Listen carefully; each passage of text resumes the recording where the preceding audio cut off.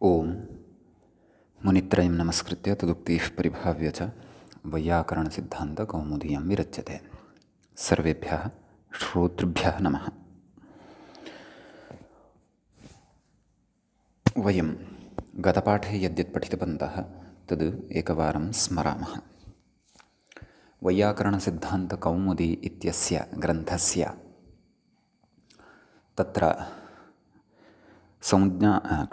परिभाषाप्रकरणे वयं भवामः। अस्य प्रकरणस्य तत्र षोडशः पाठः गतपाठः प्रवृत्तः। तस्मिन् पाठे अस्माभिः आदौ तु तत्र आदेः परस्य इति सूत्रं पठितं। तत्र अलोन्त्यस्य इत्यस्य सूत्रस्य अपवादसूत्रं तद्भवति इति वयं दृष्टवन्तः। सूत्रार्थश्च तस्य परस्य यद्विहितं तत्तस्य आदेर्बोध्यम् ईदासः द्व्यन्तरूपसर्गेभ्योप ईत् इत्यादीनि उदाहरणानि अस्माभिः तत्र दृष्टानि। अर्थात् सूत्राणां तत्र उदाहरणानि यानि आसन् तानि दृष्टानि। तत्र द्वीपम् आसीनः इत्यादिषु परस्य यः आदिः वर्तते तस्य एव ईदादेशः भवति। यथा द्वीपम् इत्यत्र परतः द्वि इत्यस्मात् परतः अप इति तिष्ठति, तस्य अ इत्यस्य एव तत्र ईत्वं भवति। एवञ्च अपरत्र तत्र ईदासः इत्यत्रापि आन इत्यस्य नाम आसीनः इत्यत्रापि आन इत्यस्य यः आदिः वर्तते, आस् इत्यस्मात् परः आन इत्यस्य आदिः इ तस्य स्थाने आन इत्यस्य आद्यः यः आ तस्य स्थाने एव इ भवति। आसीनः इति प्रयोगः सिद्ध्यति। ततश्च अग्रे अस्माभिः सूत्रं पठितम् अनेकाल्शित्सर्वस्य। गतसूत्रं तु आदेः परस्य इति सूत्रं, सः तत्सूत्रम् अपवादः भवति कस्य? अलोन्त्यस्य इत्यस्य। तदनन्तरम् अनेकाल्शित्सर्वस्य इति सूत्रम् आरब्धं। तस्य सूत्रस्य अर्थः अस्माभिः ज्ञातः यत् तत्र अनेकाल् यः वर्तते आदेशः, षष्ठीनिर्दिष्टस्य यः आदेशः अनेकाल् वर्तते अथवा षित् वर्तते, सः आदेशः सर्वस्य स्थाने भवति। सर्वस्य षष्ठीनिर्दिष्टस्य समग्रस्य स्थाने भवति। अस्तेर्भूः इत्यादिषु अस्माभिः दृष्टं समग्रस्य अस् इति धातोः स्थाने भू इति आदेशः भवति। तदनन्तरं तत्र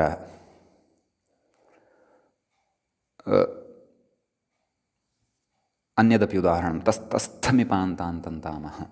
तस्थमिपान्तान्तं तामः इत्यस्य तत्र तस् इत्यस्य समग्रस्य स्थाने अपि तामादेशः भवति इति अस्माभिः तत्र पठितम्। उदाहरणानि अपि दृष्टानि, भवतं भवताम् इत्यादीनि।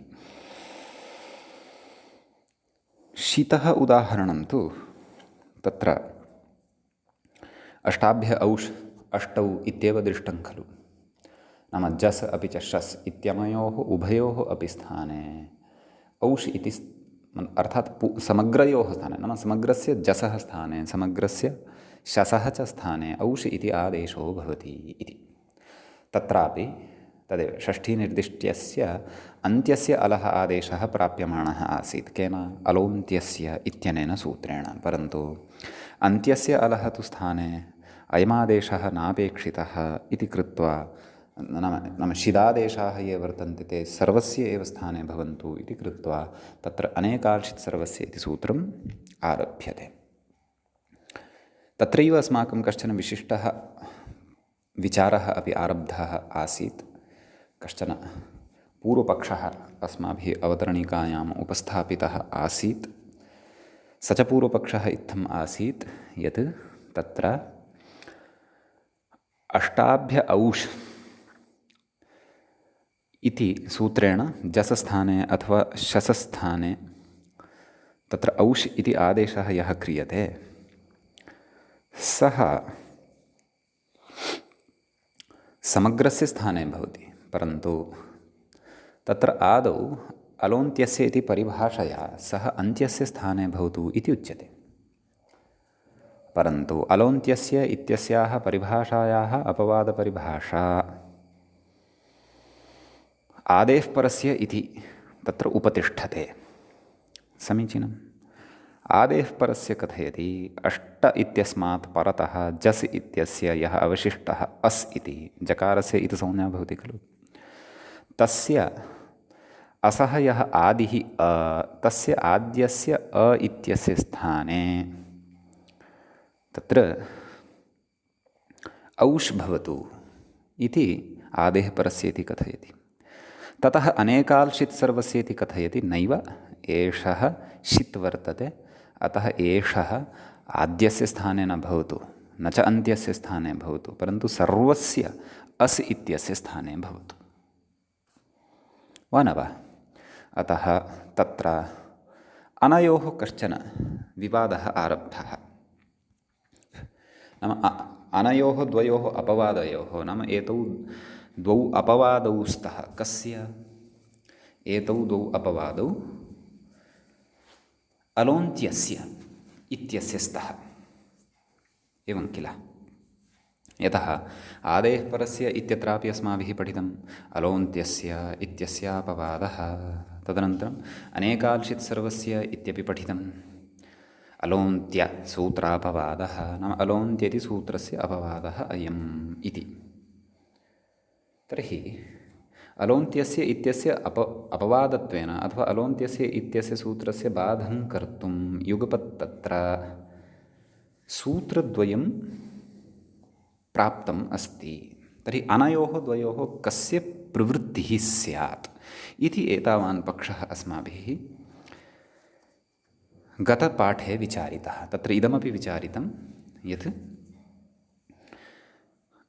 अलोन्त्यस्य इत्यस्य बाधं कृत्वा यदि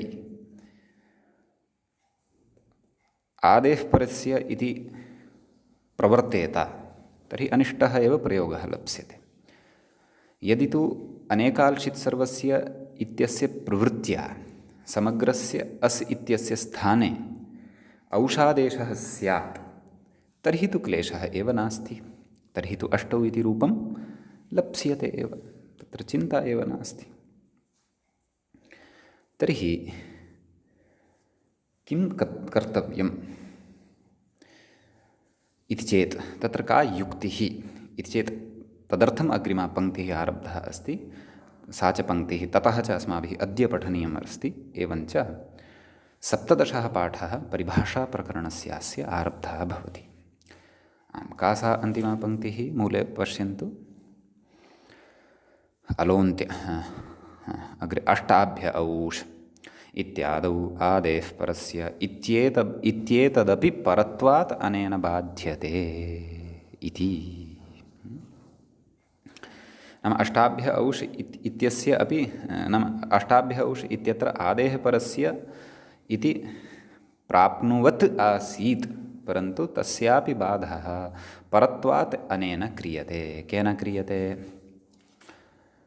अनेकाल् सर्वस्य इत्यनेन क्रियते। नाम अष्टाध्याय्यां तत्र पूर्वसूत्रं किं वर्तते? पूर्वसूत्रं वर्तते आदेः परस्य। का तस्य सूत्रसङ्ख्या? 54 सूत्रसङ्ख्या वर्तते, अथवा 54 तत्सूत्रं वर्तते। आदेः परस्य अनेकाल् सर्वस्य 55 सूत्रं वर्तते। अर्थात् पूर्वसूत्रं तत्र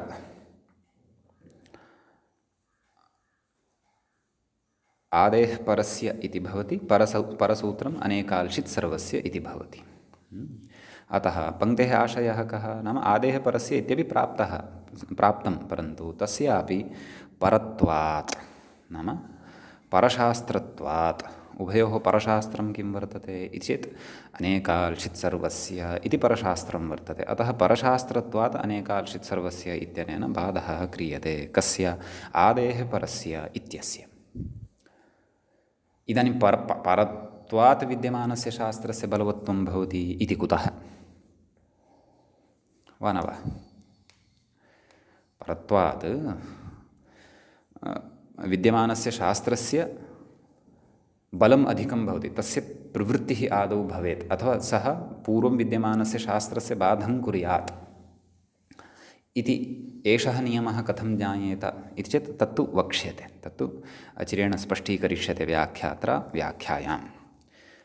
अस्तु, वयं सद्यः अस्याः पङ्क्तेः अधुना व्याख्याक्रमानुसारं समन्वयनं करिष्यामः। तत्र पश्यन्तु किमुक्तमिति चेत् अष्टाभ्य औष इत्यादाविति गतपङ्क्तिः भवतां स्पष्टा अस्ति एव इति चिन्तयामि। तत्र कुतः आरब्धः आसीत् पक्षः? स्यादेतत् इत्यतः। अष्टन् शब्दाज्जसि शसि च अष्टन आविभक्तौ इति आत्वे अष्टा असि इति स्थिते अष्टाभ्य औस् इति कृताकारात् अष्टनः परयोर्जश्शसोर्विधीयमानः औषादेशः अलोन्त्यस्य इति बाधित्वा आदेः परस्य इत्यादेः अकारस्य प्राप्तः अनेकाल्त्वाच्च सर्वादेशः प्राप्तः। एवम् अतोभिस ऐस् इत्यादावपि तत्र कतरच्छास्त्रं बाध्यं कतरच्च प्रवर्तते इत्यत्र किं विनिगमकम् इत्यत आह अष्टाभ्य औष इत्यादाविति। नाम अग्रिमा अन्तिमा च पङ्क्तिः अस्य सूत्रस्य या मूले पठिता सा। इतः समाधानम् आरभ्यते। कथयति आदिना अतोभिस ऐस् इत्यादि संग्रहः। मूले उक्तं खलु अष्टाभ्य औष इत्यादौ, नाम आदिशब्देन तत्र अन्यत्रापि अस्माभिः यदि एतादृशी स्थितिः प्राप्यते तत्रापि एवमेव तत्र निर्णयः कर्तव्यः।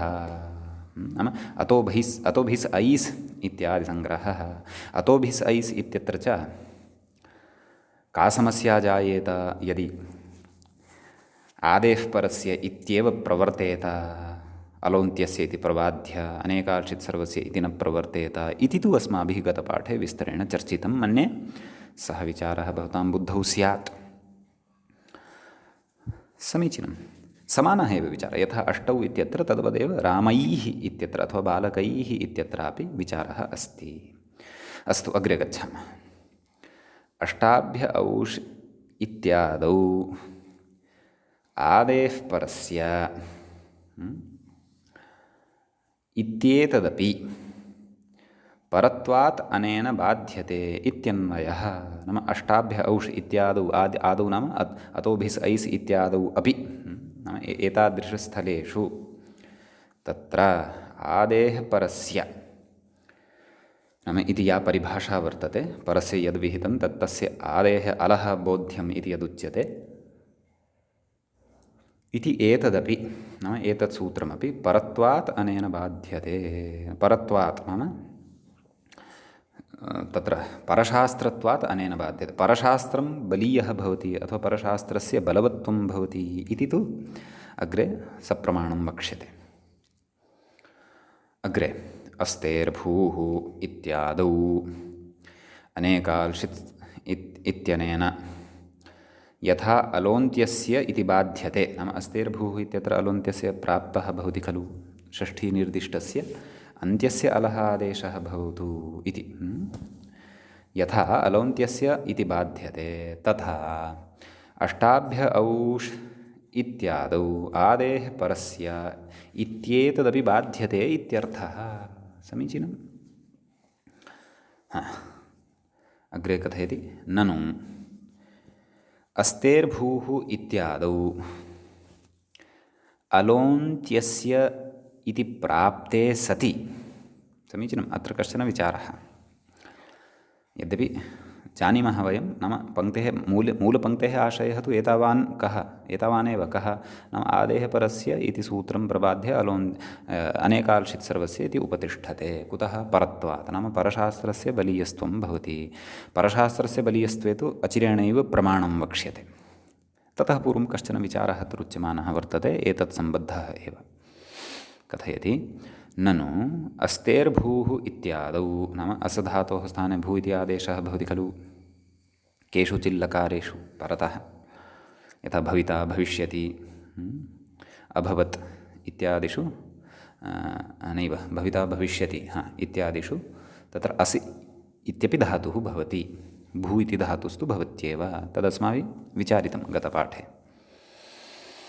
तर्हि कथयति अस्तेर्भूः इत्यादौ अलोन्त्यस्य इति प्राप्ते, अलोन्त्यस्य इति प्राप्तः भवति खलु, इति प्राप्ते सति अनेकाल्शित् इत्यारम्भात् न अनेकाल्शित् इति आरभ्यते येन नाप्राप्ति न्यायेन, नाम येन नाप्राप्ते यो विधिरारभ्यते स तस्य अपवादः इति अपवादलक्षणम् अस्माभिः पठितं यद् पूर्वं। नाम इति अपवादत्वात्, नाम एतद् अपवादलक्षणं पुरस्कृत्य नाम अस्तेर्भूः इत्यत्र अलोन्त्यस्य इत्यस्य प्राप्तिः न भवति, अर्थात् अवश्यं भवति, न अप्राप्ते न प्राप्ते, अर्थात् अवश्यमेव तत्र प्राप्तौ सत्याम् अपवादत्वात् तेन तत्र अलोन्त्यस्य इत्यस्य बाधः युज्यते। समीचीनं। नाम अलोन्त्यस्य इत्यस्य बाधस्तु युज्यते। अस्तु, अग्रे कथयति आदेः परस्य इत्यस्य तु अनेकाल्शित् सर्वस्य इति नापवादः। नाम आदेः परस्य इत्यस्य तु अनेकाल्शित् सर्वस्य इति अपवादः कथं भवितुम् अर्हति? नाम इति शङ्क्यते। नापवादः कुतः? अपवादः नास्ति एव वस्तुतः, यतः अपवादलक्षणं भिन्नम् अस्ति। येन नाप्राप्ते यो विधिरारभ्यते स तस्य अपवादः, एवं खलु। कुतः कथयति? परन्तु क्व अस्तेर्भूः इत्यादिषु प्रचलति एषा चर्चा। तत्र यथा अस्तेः इति तत्र षष्ठीविभक्तिः वर्तते, भू इति प्रथमा विभक्तिः वर्तते। समीचीनम्। अतः अग्रे कथयति अस्तेर्भूः इत्यादौ आदेः परस्य प्राप्तावपि, आदेः परस्य इत्यप्राप्तावपि, एवं विग्रहः अस्ति। एवम् अत्र पदविभागः कर्तव्यः। नाम अस्तेर्भूः इत्यादौ आदेः परस्य इत्यस्य सूत्रस्य अप्राप्तावपि, किमुक्तम्? आदेः परस्य इति अप्राप्तावपि, तत्र सन्धिं कृत्वा पठन्तु। आदेः परस्येत्यप्राप्तावपि, अर्थात् आदेः परस्य इति अप्राप्तावपि तत्प्रवृत्तेः, नाम तस्य प्रवृत्तिः भवति। कस्य? अनेकाल्शित् सर्वस्य इत्यस्य। नाम अस्तेर्भूः इत्यत्र आदेः परस्य इत्यस्य प्राप्तिरेव नास्ति, वा न वा? कुतः प्राप्तिः नास्ति? यतः अस्तेर्भूः इत्यत्र पञ्चम्याः प्रसङ्गः एव नास्ति, तस्मादित्युत्तरस्य इति परिभाषा तत्र नोपतिष्ठते। आदेः परस्य तु तत्रैव उपतिष्ठते, यत्र तस्मादित्युत्तरस्य इत्यस्य प्रवृत्तिः आदौ भवति। अतः अस्तेर्भूः इत्यत्र तु षष्ठ्यन्तम् अस्ति, अस्तेः इति। नाम साक्षात् अस् धातोः भू इति आदेशः भवतु। अस्तेः, अस्तिः नाम अस् इति धातुः, स्थिपानिर्देशः तत्र। तर्हि तत्र तु तत्र आदेः परस्य इत्यस्य प्राप्तिरेव न भवति। अतः तत्र तु अनेकाल्शित् सर्वस्य इति अलोन्त्यस्य इत्यस्य अपवादः भवति इति युज्यते। परन्तु आदेः परस्य इत्यस्य अपवादः भवितुं नार्हति। कुतः? यतः तत्र आदेः परस्य इत्यस्य प्राप्तिरेव नास्ति, न वा? सः अपवादत्वं कदा भजेत? यदि क्वचित् एकत्रैव प्राप्तिः अस्ति तर्हि, नाम अवश्यं प्राप्तिः स्यात्। येन नाप्राप्ते यो विधिरारभ्यते, नाम अवश्यं तस्य प्राप्तिः सर्वत्र भवेत्, अथवा यत्र विषयः प्रचलति तत्र भवेत्, यत्र उदाहरणं प्रचलति तत्र तस्य प्रवृत्तिः भवेत्।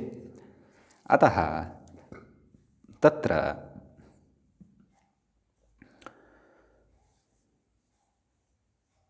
अयम् अपवादः नास्ति। कस्य? आदेः परस्य। कः? अनेकाल्शित् सर्वस्य। कुतः?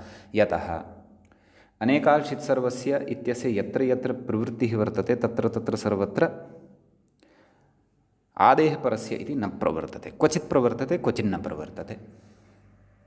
यतोहि आदेः परस्य अस्तेर्भूः इत्यादिषु न प्रवर्तते। अतः अयं तस्य अपवादः भवितुं नार्हति। कः? अनेकाल्शित् सर्वस्य इति। समीचीनं। तर्हि का युक्तिः आश्रयणीया तर्हि अस्य बाधः कथं स्यात् नाम अनेकाल्शित् सर्वस्य इति यदि अपवादः एव नास्ति कस्य आदेः परस्य इत्यस्य तर्हि आदेः परस्य इत्यस्य बाधं कृत्वा अनेकाल्शित् सर्वस्य इति सूत्रं कथं वा प्रवर्तेत इति तत्र जिज्ञासायाम् अथवा शङ्कायां तत्र उच्यते अत आह किमाह परत्वादिति मूले पश्यन्तु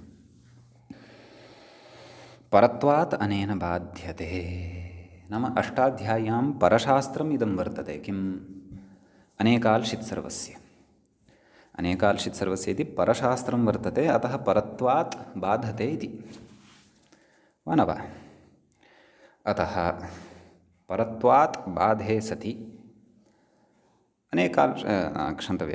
अनेकाल्शित् सर्वस्य इत्यनेन इति शास्त्रं परशास्त्रम् अतः परत्वात् आदेः परस्य नाम आदेः अनेकाल्शित् सर्वस्य इत्यतः पूर्वं विद्यमानस्य आदेः परस्य इत्यस्य बाधो भवति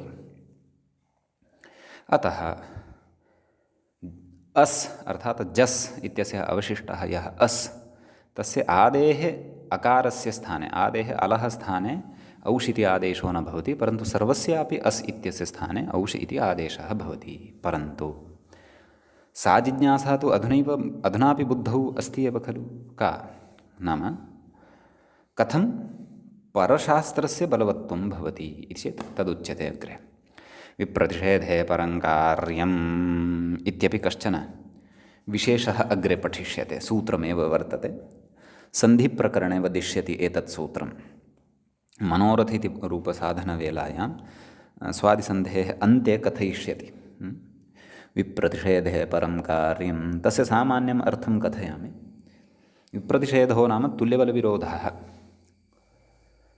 यत्र द्वयोः कयोः चित् बलं तुल्यं भवति तत्तुल्यबलविरोधे तत्तुल्यबले सति अथवा तत्तुल्यबलत्वे सति यदा विरोधो जायते अहमपि बलवान् अस्मि ममपि अर्हता अस्ति इत्यादिरूपः यदा विरोधः जायते अथवा मया भाव्यं मया प्रवर्तनीयं मम अत्र अवसरः इत्यादि विरोधः यदा जायते तदा तत्र उच्यते सूत्रकारेण परं कार्यं तर्हि अष्टाध्याय्यां परं यद् वर्तते नाम अष्टाध्याय्यां यस्य क्रमः अनन्तरं वर्तते तस्य बलवत्ता भवति इति प्रतिषेधः तुल्यबलविरोधे सति परं कार्यं भवति नाम परस्य एव कार्यम् अङ्गीक्रियते परस्य एव कार्यस्य बलवत्ता भवति अथवा परस्य एव सूत्रस्य शास्त्रस्य वा बलीयस्त्वं भवति इत्यर्थः अग्रे कथयति इति तुल्यबलविरोधे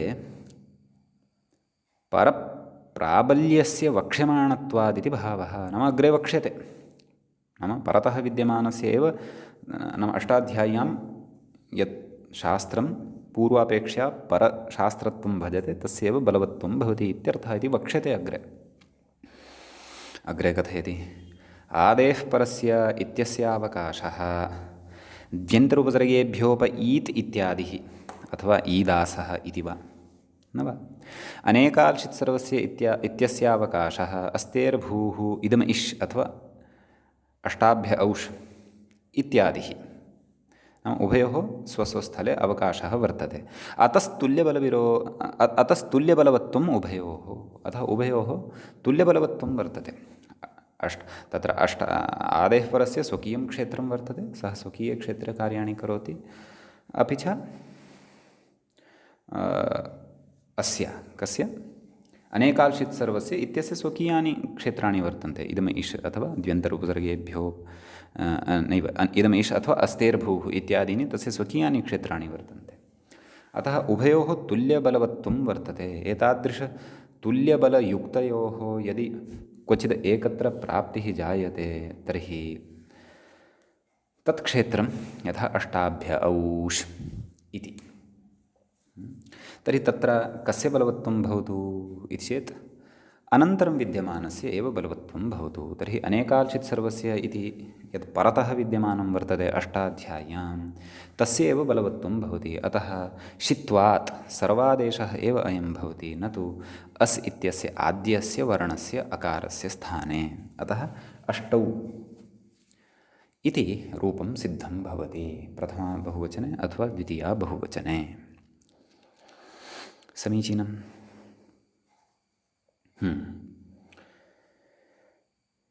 इति एतावान् विशेषः एतत् सूत्रगतः वर्तते। समीचीनम्। इदानीं वयम् अग्रिमं सूत्रं द्रक्ष्यामः। तत्र परिभाषाप्रकरणे नाम अस्मिन् परिभाषाप्रकरणे नाम अस्य ग्रन्थस्य परिभाषाप्रकरणे तत्र इदम् अन्तिमं सूत्रं वर्तते। परिभाषाः तु इतोपि अवशिष्टाः वर्तन्ते, परन्तु सूत्रम् इदम् अन्तिमं नाम सूत्रपरिभाषात्वेन इदम् अन्तिमं सूत्रं वर्तते इत्यर्थः। समीचीनं। तत्र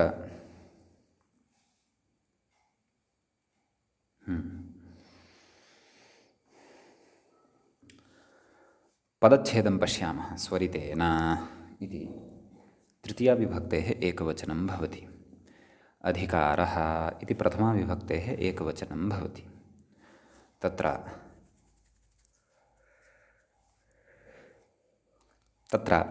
अनुवृत्तिविशेषः यः कोऽपि नास्ति। अस्माभिः साक्षात् अत्र अस्य सूत्रार्थप्रपञ्चं प्रति प्रवेष्टव्यं। व्याख्याता किं कथयति तदादौ द्रष्टव्यम्। अधिकारः व्यापृतिः इत्युच्यते। अधिकारो नाम व्यापृतिः। अधिकारशब्दस्य लक्षणं पूर्वमपि उक्तमासीत्। अधिक्रियते अनेन इति अधिकारः अथवा स्वदेशे फलशून्यत्वे सति उत्तरोत्तरं फलजनकत्वम् अधिकारलक्षणम् इति उक्तं पूर्वोत्तरासिद्धम् इति पठनवेलायाम्। अत्र अधिकारो नाम व्यापृतिः नाम तस्य निश्चिते कस्मिंश्चित् क्षेत्रे सङ्क्रान्तिविशेषः नाम सर्वत्र तस्य उपस्थितिः भवति।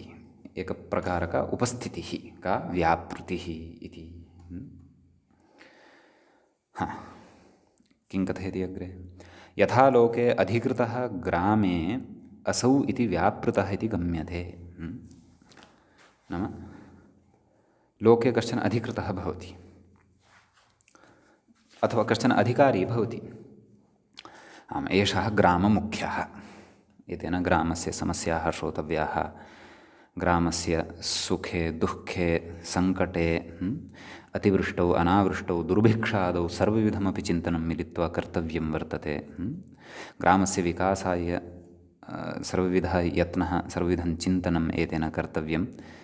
अतः भवन्तं वयम् अत्र मुख्यं कुर्मः इति कश्चन अधिकृतः भवति खलु। यथा लोके अपि तद् लोकात् कथयति। लोके अधिकृतः यः भवति ग्रामे असौ व्यापृतः नाम एषः ग्रामे व्यापृतः अस्ति नाम सर्वत्र एषः संलग्नः वर्तते अथवा सर्वत्र एषः उपस्थितः वर्तते अथवा सर्वत्र अस्य तत्र सङ्क्रान्तिविशेषः वर्तते नाम सर्वत्र एषः मुख्यतां भजते नाम सर्वान् पश्यति इतिवत् शास्त्रे अपि अधिकारसूत्राणि भवन्ति इत्यर्थः।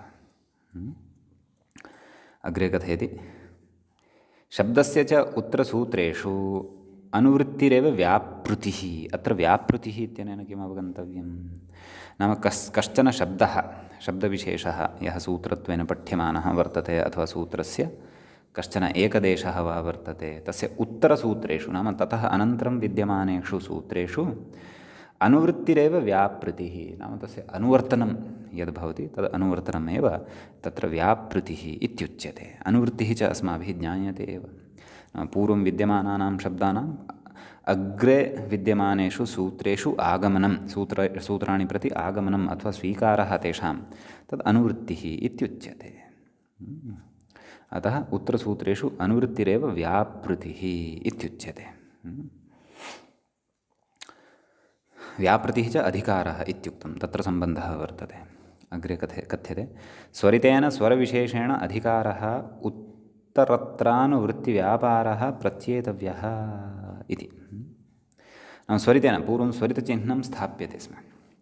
कस्यचित् स्वरस्य उपरि एका साक्षात् ऊर्ध्व मुखतया एका रेखा स्थाप्यते किल अस्माभिः तस्यादित उदात्तमर्धहरस्वम् इति सूत्रपठनवेलायां मन्त्रेषु तत्र स्वरितचिह्नानि दृष्टानि किल आसन् न वा तद्वत् तादृशानि चिह्नानि अत्रापि स्थाप्यन्ते इत्यर्थः।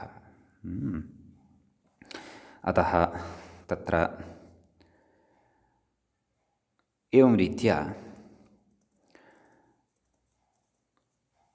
अस्माभिः पूर्वमपि किं भवति स्म इति चेत् तत् कथयति स्वरितेन स्वरविशेषेण नाम कश्चन स्वरः यः स्वरिताख्यः वर्तते अधिकारः उत्तरत्रानुवृत्तिरूपव्यापारः नाम अष्टाध्यायीसूत्रेषु अपि तानि चिह्नानि तत् स्वरितचिह्नं दृश्यते स्म इति नाम कस्यचित् शब्दस्य उपरि स्वरितचिह्नं यदि स्थाप्यते स्म तर्हि तेन किम् अवगम्यते स्म एषः अधिकारः अस्ति। तच्च केन सूत्रेण ज्ञाप्यते एतेन सूत्रेण ज्ञाप्यते किं सूत्रं स्वरितेनाधिकारः नाम अस्मिन् शास्त्रे यत्र भवन्तः नाम मम रचितेषु सूत्रेषु यत्र स्वरितस्वरं यत्र भवन्तः पश्यन्तः सन्ति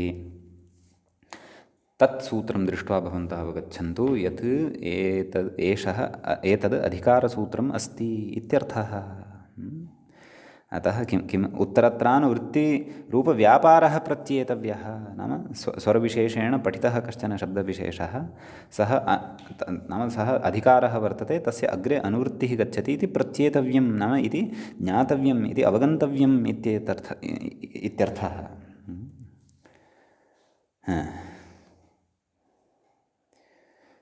यत्पदम् अग्रे इतोपि स्पष्टीकुर्वन् कथयति यत्पदं शास्त्रकृता स्वरिताख्यस्वरविशेषविशिष्टम् उच्चारितं तत् उत्तरसूत्रेषु अनुवर्तनीयम् इति यावत् नाम शास्त्रकारेण केन अस्माकं सूत्रकारेण यस्य सूत्रस्य उपरि स्वरितचिह्नं स्थापितं तस्य शब्दस्य अग्रे अनुवर्तनं भविष्यति अग्रे तस्य अर्थस्य अग्रे अग्रे गमनं भविष्यति अतः सः शब्दः अग्रे गमिष्यति इति।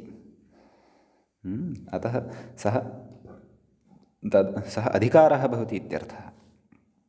एवं किल फलितमाह किमाह स्वरितत्वयुक्तमित्यादिना मूले पश्यन्तु सूत्रार्थं स्वरितत्वयुक्तं शब्दस्वरूपम् अधिकृतं बोध्यम् इति नाम तादृशं शब्दस्वरूपं यत् स्वरितत्वयुक्तं भवति स्वरितत्वेन युक्तं भवति तद् अधिकृतं बोध्यम् इति नाम अधिकारसूत्रं तद्वर्तते अथवा तस्य शब्दविशेषस्य अग्रे अनुवृत्तिः भविष्यति इति। अतः अधिकारः अनुवृत्तिर्वा तत्र स्वरितत्वेन ज्ञायते इति। अग्रे कथयति आनुनासिक्यवत् परन्तु इदानीम् अग्रे पङ्क्तेः समन्वयनात् पूर्वं कथयामि अद्यत्वे तु वयम् अष्टाध्याय्यां स्वरितचिह्नानि न पश्यामः एव। अष्टाध्यायी ग्रन्थं यदि उद्घाट्य पश्यामः यदि अद्यतन अष्टाध्यायीं यदि पश्यामः उद्घाट्य तत्र तु स्वरितचिह्नं कस्मिन्नपि सूत्रेण दृश्यते इति चेत् तत्र उच्यते इमानि स्वरितचिह्नानि पूर्वं भवन्ति स्म नाम प्राचीनकाले पाणिनिना तु स्वरितत्वेन पाठः कृतः एव परन्तु तदुत्तरम् अपि इमानि चिह्नानि बहुकालं यावत् स्थितानि परन्तु यदा पाणिनेः वाङ्मयम् अथवा पाणिनेः सूत्राणां पठनं तथा नाम आबालपण्डितं प्रसिद्धं जातं मुखे मुखे सूत्राणि विलसन्ति स्म गृहे गृहे तत्र आधारभूतस्य व्याकरणस्य ज्ञातारः सर्वेपि भवन्ति स्म तदा सः विषयः तस्मिन् समये एतावान् सरलः स्फुटः च जातः यत् सर्वे नाम अस्य सूत्रस्य अनुवृत्तिः इतः अग्रे गमिष्यति इति तत्र स्फुटतया नाम सरलतया एव जानन्ति स्म नाम सः तत्र स्वरितः स्वरः वर्तते अतः तस्मिन् शब्दे स्वरितः स्वरः वर्तते अतः तस्य अग्रे अधिकारः अस्ति इति सामान्येन सर्वेपि जानन्ति स्म। एवं सामान्यज्ञानबलात् पश्चात् किं जातं तेषां चिह्नानां लोपः एव जातः उच्चारणे वा लेखने वा। अतः इदानीं स्वरितत्वयुक्तानि सूत्राणि अथवा स्वरितचिह्नयुक्तः अष्टाध्यायीसूत्रपाठः प्रायशः लुप्तः वर्तते। अधुना वयं व्याख्यानादेव जानीमः, यतः सः अधिकारः अथवा तत्तद् अनुवर्तनम् इदानीम् इतोपि सरलीकृत्य स्पष्टमेव लिखितं वर्तते। किं? सूत्रार्थरूपेण एवं खलु। अनुवृत्तयः सूत्रार्थं कर्तुं कारणीभूताः भवन्ति खलु। हलन्त्यम् इत्यस्य उपदेशे अन्त्यं हलित् स्यात् इति सूत्रार्थः यः कृतः, सः सूत्रार्थः कथं नाम तदेव यद् गतसूत्रात् तत्र पदानि आगतानि, तानि च पदानाम् अनुवर्तनं यदा तत्र जातं, पदानाञ्च तत्र अनुवर्तनं, येषां पदानाम् अनुवर्तनं तानि स्वरितचिह्नयुक्तानि पदानि भवन्ति स्म। परन्तु इदानीं तु साक्षात् काशिकाकारेण वृत्तिः लिखिता, तदनन्तरं तत्र अनेकः वृत्तिकारः सञ्जातः, नाम व्याख्याता अनेकः जातः अष्टाध्यायीग्रन्थस्य। अतः बहुभिः सरलीकृत्य सूत्रार्थः एव अस्माकं पुरतः लिखितः। अतः इदमपि एकं कारणं वर्तते यत् इदानीं स्वरितचिह्नानि न श्रूयन्ते। पठनपाठनक्रियायां सूत्रार्थः पश्चादागतः। सूत्रार्थः पाणिनिना कृतः इति न। सूत्रार्थः यदा आगतः ततः परं तत्र चिह्नानां महत्त्वं लुप्तं। कुतः? यतः सूत्रार्थं दृष्ट्वा अध्ययनपरिपाटी आरब्धा। यद्यपि सूत्रार्थः सूत्रकारस्य अभिप्रायानुसारी एव भवति, ततः बहिः न भवति। यतः महाभाष्यं दृष्ट्वा सूत्रार्थः क्रियते, अवगम्यते च। महाभाष्ये च तत्र सूत्रकारस्य सर्वस्यापि हृदयस्य अथवा सर्वस्यापि अभिप्रायस्य सूक्ष्मतया चिन्तनं कृतं भवति। अतः तस्मिन् विषये एव अग्रे कथयति व्याख्याता। पश्यन्तु, आनुनासिक्यवत् स्वरितोच्चारणमपि प्रतिज्ञागम्यम् इति पूर्वमस्माभिः पठितः खलु नियमः। कः? प्रतिज्ञानुनासिक्याः पाणिनीयाः। नाम अधुना आनुनासिक्यवर्णाः न दृश्यन्ते, लुप्तप्रायाः वा न वा? आनुनासिक्यवर्णाः अधुना न दृश्यन्ते, लुप्तप्रायाः सन्ति। अतः तत्र कथं वा ज्ञायेत अस्माभिः क्व अनुनासिकः वर्तते, क्वच नास्ति क्वचन वर्तते इति चेत् तदर्थम् अस्माभिः पूर्वं वचनं पठितं। प्रतिज्ञानुनासिक्याः पाणिनीयाः नाम पारम्पर्योपदेशबलात् पाणिनीयशिष्याः ये वर्तन्ते तेषां नाम अस्माकं शिष्यपरम्परायाम् एतावता अस्माकम् इदं ज्ञानं सुरक्षितं वर्तते। अयं स्वरः अनुनासिकः, अयं स्वरः निरनुनासिकः इति तदेव कथयति अत्र। अनुनासिक्यवत् स्वरितोच्चारणमपि प्रतिज्ञागम्यं। नाम स्वरितोच्चारणमपि इदं प्रतिज्ञया एव अस्माभिः ज्ञातव्यं भवति। नाम प्रतिज्ञायते अभ्युपगम्यते इति प्रतिज्ञा। नाम तदेव पाणिनीशिष्यपरम्परायाम् एतावत्पर्यन्तम् अस्माभिः तत्र नाम कः स्वरः कस्मिन् सूत्रे स्वरितः वर्तते, तस्य अनुवृत्तिः क्व यावत् अग्रे गमिष्यति इति सर्वमपि अस्माभिः तत्र पाणिनीयशिष्यक्रमानुसारेण अस्माकम् आचार्यशिष्यपरम्परानुसारेण एतावता अस्माभिः अवगम्यमानः अस्ति सः अपि विषयः। तत्र स्वरितचिह्नानि न दृश्येरन्नाम तथापि। अग्रे कथयति, अनुवृत्तौ उत्तरावधिस्तु व्याख्यानादेव अवगन्तव्यः इति। नाम पूर्वत्रासिद्धम् इति सूत्रं यथा, तर्हि तत्र पूर्वत्रासिद्धम् इत्यस्य सूत्रस्य अनुवर्तनं तत्र अष्टाध्याय्याः समाप्तिं यावत् भवति अग्रे। तर्हि इति कथं ज्ञातम् इति चेत् तत्तु व्याख्यानादेव ज्ञायते। नाम तत्र व्याख्यानसरणी काचित् आलम्ब्यते, आचार्यस्य व्यवहारः दृश्यते, लक्ष्यञ्च दृश्यते। लक्ष्यञ्च दृष्ट्वा वयम् इदम् अस्य तत्र निर्णयं कुर्मः। नाम अस्य अनुवर्तनम् एतत् पादसमाप्तिं यावत् अथवा एतत् सूत्रं यावत् अथवा तत्र समग्राम् अष्टाध्यायीं यावत्, अष्टाध्याय्याः समाप्तिं यावत् इति एतत्तु व्याख्यानादेव तत्र अस्माभिः तत्र प्रसङ्गे अवगन्तव्यं भवति। स च व्याख्यानानुभवः भवद्भिरपि अग्रे यथाक्रमं भवन्तः स्वाध्यायक्रमे प्रविशन्तः भविष्यन्ति तथा अग्रे सः विशेषः अपि स्पष्टः भविष्यति। इतोपि अग्रे कथयति, यद्यपि निवृत्तिवत् अनुवृत्तिरपि व्याख्यानादेव भविष्यति। नाम अस्य एतावत्पर्यन्तं तत्र नाम अस्य सूत्रस्य अस्य स्वरितचिह्नस्य अथवा अस्य यस्य पदस्य अनुवर्तनम् अस्ति तत् अनुवर्तनम् एतावत् पर्यन्तमेव भवति, इतः अग्रे न भवति, अत्र तस्य अनुवर्तनस्य निवृत्तिः भवति इति यथा वयं व्याख्यानात् जानीमः। नाम सूत्रस्य अत्र अनुवृत्तिः न भवति, नाम तस्य अनुवृत्तेः अथवा कस्यचित् शब्दस्य अनुवृत्तेः निवृत्तिः अत्र भवति इति व्याख्यानात् यथा जानीमः, तथा अनुवृत्तिरपि व्याख्यानादेव ज्ञातुं शक्यते खलु। का अपेक्षा तत्र स्वरितत्वचिह्नस्य इति शङ्क्यते। तदेव कथयन्नस्ति अग्रे, नाम निवृत्तिवत् अनुवृत्तिरपि व्याख्यानादेव भविष्यति इति किं सूत्रेण, तर्हि सूत्रेण किं प्रयोजनं? तथापि कथयति, तथापि भाष्ये एतत् प्रयोजनं बहुधा प्रपञ्चितं। नाम भाष्ये अस्य स्वरितचिह्नस्य इतोपि अन्यानि प्रयोजनानि तत्र बहुविधरीत्या उक्तानि सन्ति, एवं खलु। तेषां प्रयोजनानां तु विषये अस्माभिः भाष्ये एव भवति ज्ञातव्यं। समीचीनम् इति एतावान् विशेषः भवति स्वरितेनाधिकारः इति सूत्रगतः। समीचीनम्। इदानीं वयं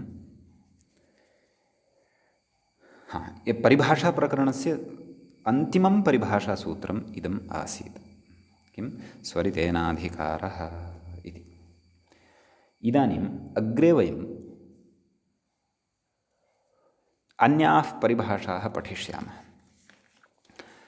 नाम सूत्रात्मिकाः परिभाषाः न पठिष्यन्ते, परन्तु अन्यविधाः परिभाषाः अग्रे पठिष्यन्ते। ताः ज्ञापकसिद्धाः वा न्यायसिद्धाः वा अथवा लोकन्यायसिद्धाः वा अथवा वाचनिकपरिभाषाः वा स्युः। पश्यामः, तेषां पठनेन ज्ञातं भविष्यति। तत्र एकं तु परनित्यान्तरङ्गापवादानाम् उत्तरोत्तरं बलीयः इति, ततश्च असिद्धं बहिरङ्गमन्तरङ्गे इति द्वितीयम्, अकृतव्यूहाः पाणिनीयाः इति तृतीयम् इति परिभाषात्रयम् अस्माभिः आहत्य अत्र पठनीयम् अस्ति इत्यर्थः। समीचीनं। तर्हि वयं तत्रापि प्रथमां परिभाषाम् आदाय प्रवर्तामहे। परनित्यान्तरङ्गापवादानामुत्तरोत्तरं बलीयः इति अस्ति परिभाषा। परनित्यान्तरङ्गापवादानाम् इति प्रथमं पदं वर्तते परिभाषायां। तच्च षष्ठीविभक्तेः बहुवचनान्तं भवति। समीचीनम्। उत्तरोत्तरमिति प्रथमान्तं पदं, बलीयः इत्यपि प्रथमान्तं पदं भवति। समीचीनम्। परिभाषायाः सामान्यम् अर्थं सरलं च अर्थम् अहं कथयन् अस्मि। तत्र ततः परमेव वयं व्याख्यां प्रवेक्ष्यामः। किमुच्यते? नाम परशास्त्रं, नित्यशास्त्रम्, अन्तरङ्गशास्त्रम्, अपवादशास्त्रम्, एतानि यानि चतुर्विधानि शास्त्राणि वर्तन्ते, तेषाम् उत्तरोत्तरं बलीयः भवति। अर्थात् तत्र पूर्वशास्त्रं यदि किमपि वर्तते तर्हि तस्मादपेक्षया परशास्त्रस्य बलीयस्त्वं भवति। नाम परशास्त्रं बलवत् भवति इति। परशास्त्रापेक्षया नित्यशास्त्रं बलवत् भवति, नित्यशास्त्रापेक्षया अन्तरङ्गशास्त्रं बलवत् भवति, अन्तरङ्गशास्त्रापेक्षया अपवादशास्त्रं बलवत् भवति इत्यर्थः। नाम उत्तरोत्तरम् एतेषु बलीयस्त्वं भवति। सर्वान्ते सर्वाधिकतया बलीयस्त्वं कस्य भवति इति चेत् अपवादशास्त्रस्य भवति। अपवादशास्त्रं तत्र अत्यधिकं, नाम सर्वाधिकतया बलं भजते, सर्वाधिकतया तस्य बलवत्वं भवति इत्यर्थः। एवं खलु। अतः एवं रीत्या तत्र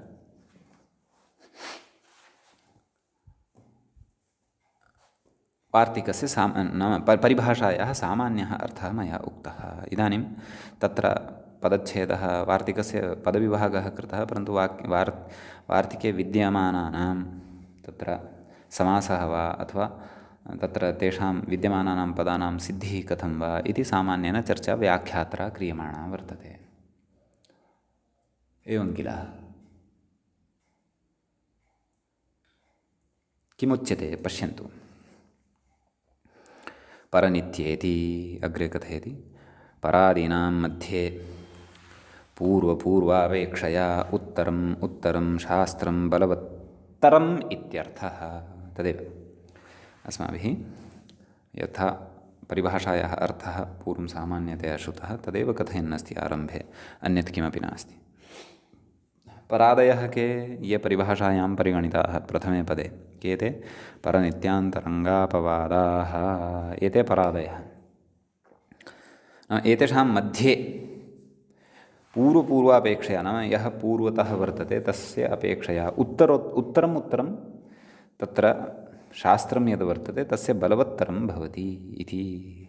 नाम परापेक्षया नित्यस्य बलवत्तरता भवति अथवा बलवत्वं भवति, नित्यापेक्षया अन्तरङ्गं बलवत् भवति, अन्तरङ्गापेक्षया अपवादः बलवान् भवति इत्यर्थः।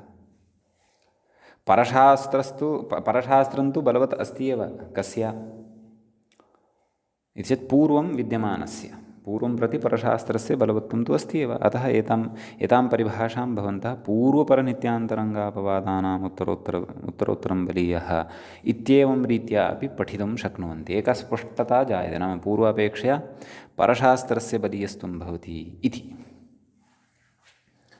समीचीनम्। अग्रे किं कथयति तत् पश्यन्तु। परादीनां मध्ये तत्तु उक्तं, अग्रे आगच्छन्तु। उत्तरोत्तरमित्यत्र आनुपूर्वे द्वे वाच्ये इति द्वित्वं। समीचीनम्। अग्रे एकं वार्तिकं पठिष्यते अस्माभिः द्विरुक्तप्रकरणे। तेन वार्तिकेन अत्र उत्तरशब्दस्य द्वित्वम् उच्यते। तद्वार्तिकं यत्र आगमिष्यति तत्रैव अस्माभिः पठिष्यते। आनुपूर्व्ये द्वे वाच्ये अतः उत्तरोत्तर इति श्रूयते। अग्रे कर्मधारयवदुत्तरेषु इति कर्मधारयवत्वात् इति कर्मधारयवद्भावात् सुपोलुक्, नाम एतेन कर्मधारयवद्भावः क्रियते। कस्य? अस्य कृतद्वित्वस्य, न वा? एवं किल? उत्तरोत्तरम् इत्यत्र आदौ द्वित्वं क्रियते। कस्य? उत्तरम् इति शब्दस्य। तर्हि किं जायते? उत्तरम् इति। तदनन्तरं यस्य द्वित्वं कृतं वर्तते तस्य कर्मधारयत्वं सम्पद्यते। केन? कर्मधारय वदुत्तरेषु। कर्मधारयत्वं न वस्तुतः सम्पद्यते, कर्मधारयवत्वम् इति सम्पद्यते। नाम कर्मधारयवत् भवति इदं यस्य द्वित्वं कृतं भवति तस्य। अतः कर्मधारयवत् उत्तरेषु, नाम इत्यनेन किं कथयति इति कर्मधारयवद्भावात् सुपोलुक्। नाम कर्मधारयत्वं कुतः उक्तम् इति चेत् तत्र सुपोधातु प्रातिपदिकयोः इत्यनेन सुब्लुक् यथा स्यात्। अतः उत्तरम् इत्यत्र उत्तरसु इति भवति वस्तुतः। सुस्थाने अम् इति पश्चादायाति। तत्र उत्तरसु इत्यवस्थायां सु इत्यस्य लोपः एव क्रियते। नाम सुपां लुग् एव क्रियते, यथा समासेषु भवति तद्वत्। अतः किम् अवशिष्यते? उत्तर इति अवशिष्यते। उत्तर इत्यवस्थायां तत्र गुणः भवति, उत्तरोत्तर इति लभ्यते। ततः सुप्रत्ययः सस्य सु इत्यस्य अम् पूर्वरूपम् इति कृत्वा उत्तरोत्तरम् इति रूपं सिद्ध्यति इत्यर्थः। समीचीनम्। इदानीम् एतत्तु उत्तरोत्तरम् इत्यस्य विषये उक्तवान् एषः, नाम कथं रूपसिद्धिः भवति। तत्र च विशिष्य आनुपूर्व्ये द्वे वाच्ये कर्मधारयवदुत्तरेषु इत्यस्य विषयद्वयस्य तु इतोपि अधिकतया स्पष्टतया ज्ञानम् अग्रिमेषु प्रकरणेषु भविष्यति, यत्र वयम् एतत् पठिष्यामः। आम्, अग्रे किं कथयति? इदानीं बलीयः इति शब्दविषये कथयति। किं कथयति? बलवच्छब्दात् द्विवचनविभज्योपतर्वीयसुनु इति ईयसुन्। समीचीनम्। तत्रापि नाम आदौ मतुबन्तः भवति। कः? बलशब्दः। नाम तत्र बलम् अस्य अस्ति इत्यस्मिन् अर्थे मतुप्रत्ययः क्रियते, एवं खलु? मतुप्रत्ययान्तात् ईयसुन् इति प्रत्ययः भवति अत्र। केन? द्विवचनविभज्योपपदे तर्वीयसुनु एवं खलु। नाम बलवत् इति भवति वस्तुतः शब्दः न वा।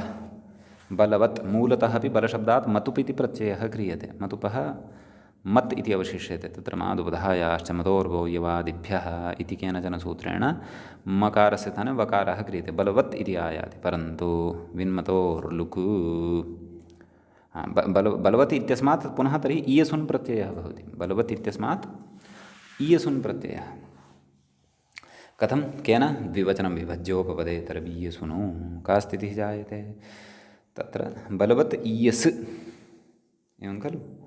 बलवत् ईयस् इत्यवस्थायां तत्र विन्मतोर्लुक् इति मतुपो लुक् नाम मतुपः एव लुक् क्रियते। बलशब्दात् यः मतुप् विहितः तस्य एव लुक् विधीयते केन विन्मतोर्लुक् इत्यनेन। तर्हि किम् अवशिष्यते बल इत्येव अवशिष्यते वा न वा। बल इत्येतावदेव अवशिष्यते। अतः तत्र मतुपः लुक् जायते नाम बल अवशिष्यते। परन्तु ईयसुन् प्रत्ययस्तु तथापि अस्ति एव। का स्थितिः जायते बल ईयसुन् ईयस् इत्यस्य किम् अवशिष्यते ईय इति। तत्र भत्वात् लकारोत्तरवर्ती अकारः यः वर्तते तस्य लोपः भवति। बल ईय बलीय तत्र बलीयस् इति मूलशब्दः भवति। बलीयस् इत्यस्य पुल्लिङ्गे तु बलीयान् इति रूपं भवति। बलीयान् बलीयांसौ बलीयांसः। नपुंसकलिङ्गे तावत् बलीयः बलीयसी बलीयांसि मनसशब्दवत् रूपं भवति बलीयस् इति शब्दस्य। समीचीनं। सा एषा व्यवस्था भवद्भिः विस्तरेण चिन्ता नास्ति। अत्र तु व्याख्यात्र तानि सूत्राणि नाम अत्र बलीयः इति शब्दस्य रूपसिद्ध्यर्थं यानि सूत्राणि उपयुज्यन्ते तानि सूत्राणि अत्र उक्तानि। तानि यद्यपि भवन्तः अग्रे पठिष्यन्ति एव विस्तरेण तद्धितेषु। अतः विन्मतोर्लुक् इत्यनेन मतुपः लुकः अनन्तरं तत्र बलीयः इति रूपं लब्धम् इत्यर्थः। समीचीनम्। अतः किं जायते बलीयस् इति नपुंसकलिङ्गे बलीयः इत्येव रूपं भवति। बलीयस् इत्यस्मात् सुप्रत्ययः सोः लोपः भवति। ततश्च तदेव हल्ङ्यादिना इत्यादिना सूत्रेण सोः लोपः भवति। सस्य ऋत्वे विसर्गे सति बलीयः इति रूपं सिद्ध्यति इति। तदेव द्विवचनविभज्योपपदे तर्वीयसुनु इत्यनेन ईयसुन् कृतः वर्तते। द्वयोः कस्यचित् एकस्य तत्र निर्धारणे गम्यमाने। विस्तरेण तु अग्रे पठिष्यते इति उक्तमेव। अस्तु इदानीम् अग्रे किं कथयति तत्र परिभाषायाः अर्थं कथयति। कां परिभाषां वयं पठन्तः स्मः परनित्यान्तरङ्गापवादानाम् उत्तरोत्तरं बलीयः इत्यस्याः परिभाषायाः अर्थः उच्यते। परापेक्षया नित्यान्तरङ्गापवादाः इति। परशास्त्रं यद् वर्तते परशास्त्रम् अपि प्रबाध्य वस्तुतः परशास्त्रं किं शास्त्रं प्रबाध्य प्रवर्तते इति चेत् पूर्वशास्त्रं प्रबाध्य परशास्त्रं प्रवर्तते। परशास्त्रस्यापि एते अपवादाः भवन्ति के तदेव कथयन्नस्ति। परापेक्षया नित्यान्तरङ्गापवादाः इति नाम परिभाषायां पर इत्यस्मात् परतः ये परिगणिताः ते सर्वे अपि परशास्त्रस्य तत्र परशास्त्रापेक्षया बलवत्वं भजन्ते इत्यर्थः। ते के नित्यशास्त्रम् अन्तरङ्गशास्त्रम् अपवादशास्त्रं च। अतः तत्र व्याख्यायां किमुक्तं परापेक्षया नित्यन्तरङ्गापवादाः इति। तदनन्तरं परशास्त्रानन्तरं किं शास्त्रमस्ति नित्यशास्त्रं वर्तते। तत्र उच्यते नित्यापेक्षया अन्तरङ्गापवादौ नाम नित्यापेक्षया तत्र यद् शास्त्रद्वयम् अवशिष्यते तयोः अपि तत्र किं भवति बलवत्वं भवति इति। अतः नित्यशास्त्रमपि प्रबाध्य अन्तरङ्गशास्त्रं वा अथवा अपवादशास्त्रं प्रवर्तते इत्यर्थः। अग्रे उच्यते अन्तरङ्गापेक्षयापि अपवादाः। तत्र वार्तिके पश्यन्तु अन्तरङ्गापेक्षया किं पठितमस्ति अग्रे अपवादः इति पठितः वर्तते। अतः अन्तरङ्गापेक्षयापि अपवादस्य बलीयस्त्वं भवति इत्यर्थः। एवं क्रमेण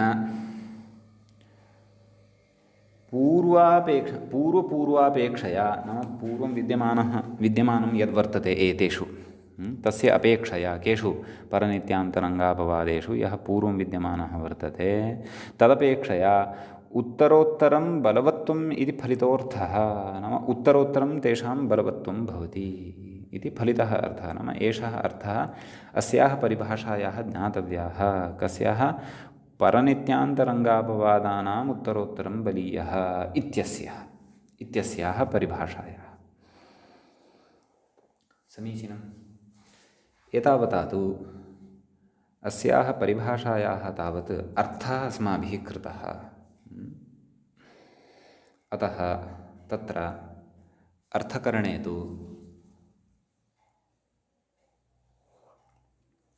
कश्चन क्लेशः नास्ति वयं मूलमपि परिभाषायाः मूलमपि दृष्ट्वा स्पष्टतां कर्तुं शक्नुमः भोः परापेक्षया नित्यशास्त्रं नित्यापेक्षया अन्तरङ्गशास्त्रम् अन्तरङ्गशास्त्रापेक्षया अपवादशास्त्रस्य बलवत्वं भवति एवम् अपि च परापेक्षया नित्यान्तरङ्गापवादाः इति त्रयः अपि बलवन्तः भवन्ति एवञ्च द्वितीयं यदि गृह्णीमः नित्यापेक्षया अन्तरङ्गापवादौ बलवन्तौ भवतः एवम् अन्तरङ्गं यदि गृह्णीमः तर्हि अन्तरङ्गापेक्षया अपि अपवादशास्त्रस्य बलवत्वं भवति इत्यर्थः नाम इति अर्थः स्फुटः भवति कस्मात् परिभाषायाः सकाशात् इत्यर्थः अग्रे किं कथयति तत् पश्यामः प्राक्तनपङ्क्तौ तु अर्थः समाप्तः खलु सत्यं किमुक्तं तद् परापेक्षया नित्यान्तरङ्गापवादः नित्यापेक्षया अन्तरङ्गापवादौ अन्तरङ्गापेक्षयापि अपवादाः इत्येवं क्रमपूर्वापेक्षया उत्तरोत्तरं बलवत्वम् इति अर्थः फलितः भवति नाम इति फलितोऽर्थः इति समीचीनम् अग्रे कथयति परं विप्रतिषेधसूत्रात् बलवत् इति नाम तर्हि परिभाषा तु कथं पठिता परनित्यान्तरङ्गापवादानाम् इति पठितं तर्हि परम् इति कस्यापेक्षया बलवत्वं भजते जिज्ञासा जायते वा न वा इति चेत् पूर्वापेक्षया बलवत्वं भजते यतः परशास्त्रस्य उत्तरत्वं कस्य शास्त्रस्य कृते भवति इति चेत् पूर्वशास्त्रस्य कृते भवति यथा आदेः परस्य अनेकाल्शित् सर्वस्य इत्यत्र अस्माभिः पठितं नाम तत्र पूर्वशास्त्रम् आदेः परस्य परशास्त्रम् अनेकाल्शित् सर्वस्य अतः अनेकाल्शित् सर्वस्य इति परत्वात् तत्र आदेः परस्य इत्यस्य सूत्रस्य बाधं करोति इत्यर्थः एवं वा न वा एवञ्च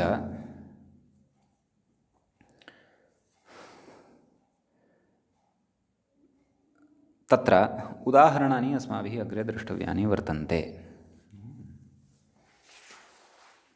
आदौ तु पूर्वशास्त्रापेक्षया परशास्त्रस्य बलवत्वस्य उदाहरणं पश्यामः यद्यपि परिभाषायां तस्य चर्चा न कृता वर्तते परिभाषायां तु साक्षात् उक्तं परापेक्षया नित्यस्य बलवत्वं भवति इत्येव परिभाषायाम् उक्तं वर्तते परन्तु पूर्वापेक्षया परस्य यदि बलवत्वं पश्यामः तर्हि तु तत्र अधुनैव अस्माभिः उदाहरणं साधितं किं तत्र आदेः परस्य इति पूर्वशास्त्रं भवति परशास्त्रं किं भवति अनेकाल्शित् सर्वस्य इति अतः अनेकाल्शित् सर्वस्य इति सूत्रमपि प्रबाध्य तत्र क्षन्तव्यः आदेः परस्य इति पूर्वं सूत्रं प्रबाध्य तत्र अनेकाल्शित् सर्वस्य इति परतः विद्यमानं सूत्रं यद् वर्तते तस्य प्रवृत्तिः भवति समीचीनम् इति पूर्वापेक्षया परशास्त्रस्य नित्यत्वस्य उदाहरणम् इदानीम् अस्माभिः ग्रन्थक्रमानुसारं गन्तव्यं नाम परापेक्षया नित्यशास्त्रस्य बलवत्तायाः उदाहरणम् इदानीं द्रक्ष्यते तत्र कथयति व्याख्याता किं परान्नित्यं यथा तुदति अत्र तुदादिभ्यः शः इति शप्रत्ययं बाधित्वा इत्यादि अग्रे कथयिष्यति वयं तं विषयं सर्वमपि अग्रिमे पाठे पठिष्यामः अग्रिमे पाठे अस्माभिः एतेषां सर्वेषाम् एकमेकम् उदाहरणं द्रक्ष्यते व्याख्याक्रमानुसारं केषां परादपेक्षया नित्यस्य अन्तरङ्गस्य अपवादस्य च बलीयस्त्वम् एवं नित्यापेक्षया अन्तरङ्गस्य अपवादस्य बलीयस्त्वम् अपि च अन्तरङ्गापेक्षया अपवादस्य बलीयस्त्वम् अस्माभिः अग्रिमपाठे द्रक्ष्यते क्वचित् तावत् अपवादस्यापि बाधकाः भवन्ति सः विशेषः यत्र आगमिष्यति तत्रैव ज्ञास्यते सद्यः एतत् क्रमं वयं बुद्धौ स्थापयेम इतः अग्रे अस्माभिः पठिष्यते एवञ्च वयम् अत्रैव अद्यतनपाठस्य उपसंहरणं कुर्मः अत्रैव मङ्गलं भवति मुनित्रयं नमस्कृत्य उक्तिः परिभाव्य च वैयाकरणसिद्धान्तकौमुदीयं विरच्यते सर्वेभ्यः श्रोतृभ्यः नमः एवञ्च परिभाषाप्रकरणस्य एषः 17 पाठः समाप्तः भवति सम्पन्नः भवति।